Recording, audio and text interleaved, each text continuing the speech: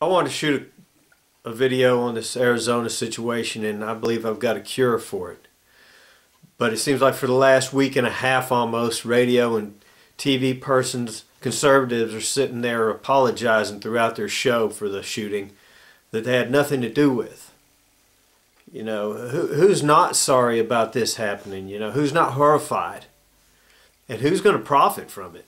You know, I think that's what we need to think about. You know, if you're not offended by it, shoot a video. Let us know.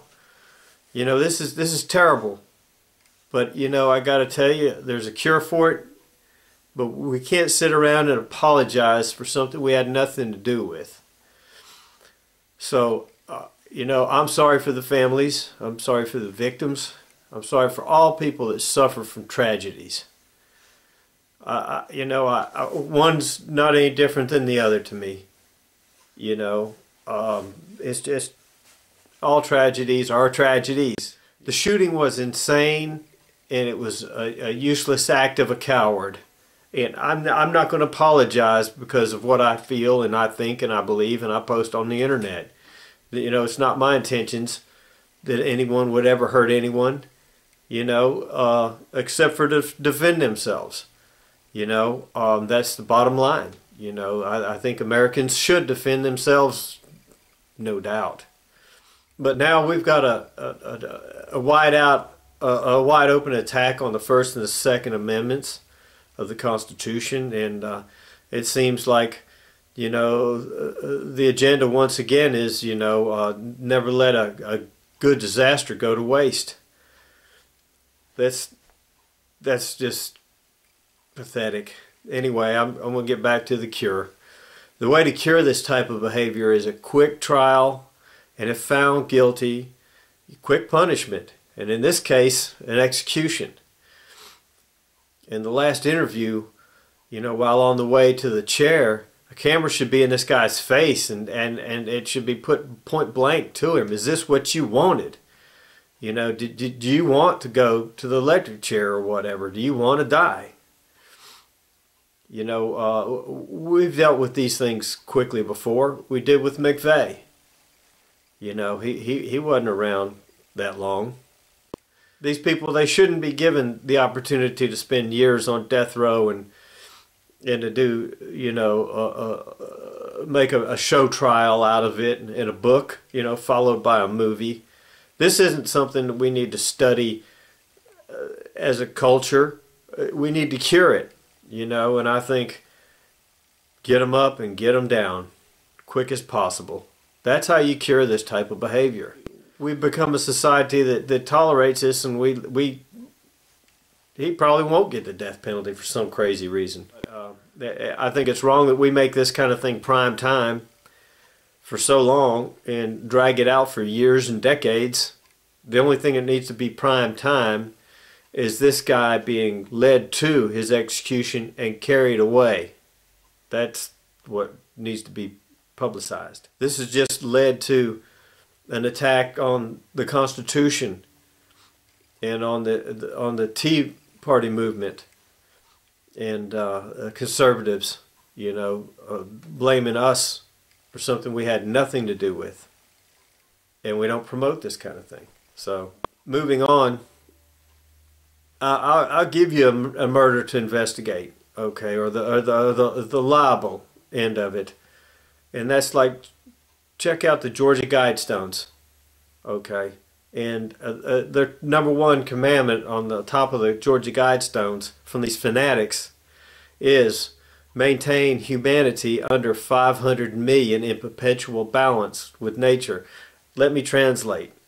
Kill 85% of the world's population. That's what we need to be concerned with and focused on, and those are the people that we need to be honing in on and finding out just how serious they are about these things. We don't need to tolerate this kind of talk. Mass murder? Let's get real. Let's get real. Let's put an end to that kind of thinking. If we're going to go after any thoughts, let's go after the mass murderers. You know, it's not beyond us, okay? And it's not just the Nazis, you know. but getting back, I want to talk about the Georgia Guidestones. One last thing. I think we got Ted Turner to thank for that.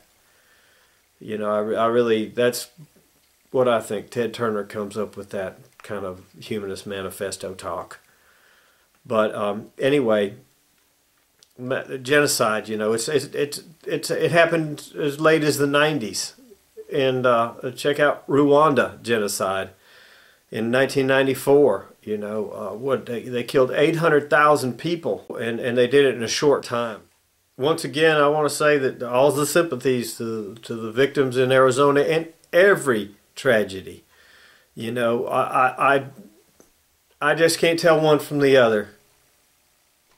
All murders are useless when they're on that scale of just some wacko coward running up and shooting people, okay?